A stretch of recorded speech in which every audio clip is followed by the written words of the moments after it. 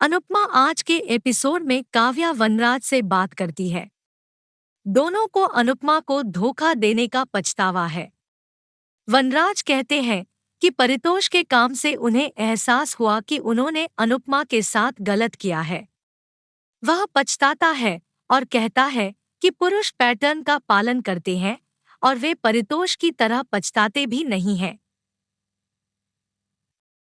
काव्या वनराज से पूछती है कि वह उनके रिश्ते के बारे में क्या सोचता है।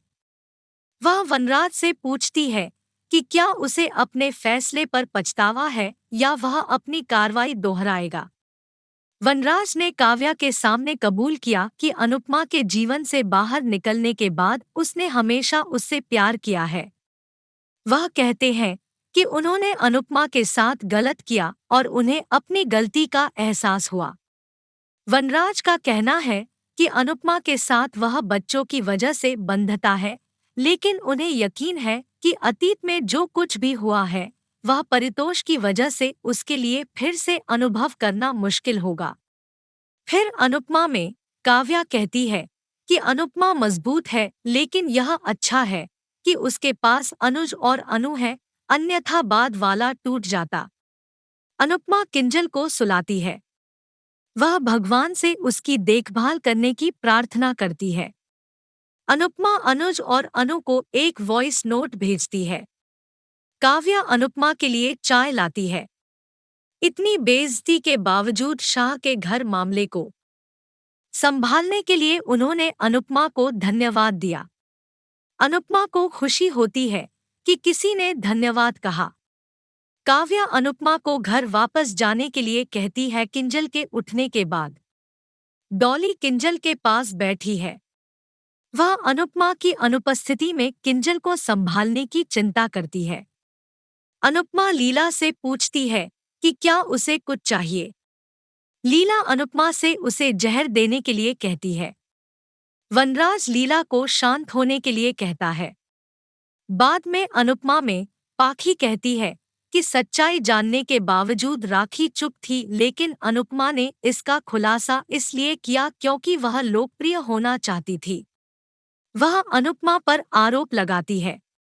अनुपमा पाखी और लीला से कहती है कि अगर वे कुछ नहीं जानते हैं तो वे बोले नहीं। वह आगे कहती है कि लीला को आभारी होना चाहिए कि उसे किंजल और उसने जो अनुभव किया उसका अनुभव नहीं किया।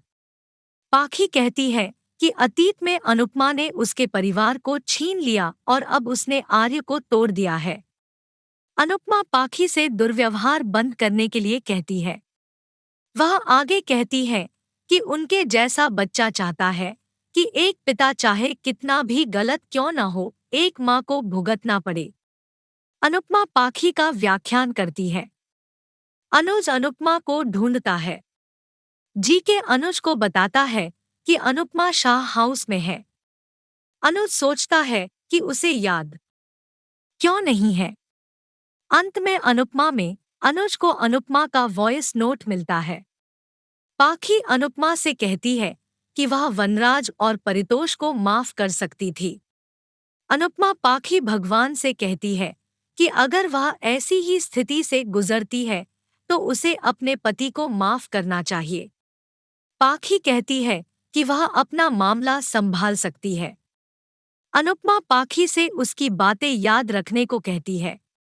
वह कहती है कि वह शाह के घर ताने सहने के लिए नहीं जाती है, बल्कि वह परिवार से प्यार करती है, इसलिए वह आती है।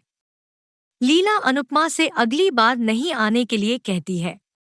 अनुपमा लीला से पूछती है कि क्या उसे यकीन है। लीला माँ बैठी है। डॉली अनुपमा से पूछती है कि किंजल क्यों नहीं जाग रही है। अनुपमा ऐसा इसलिए कहती है क्योंकि किंजल कड़वी सच्चाई का सामना नहीं करना चाहती। वह अनुज के पास वापस आती है। अनुज ने बढ़ाया अनुपमा का मनोबल।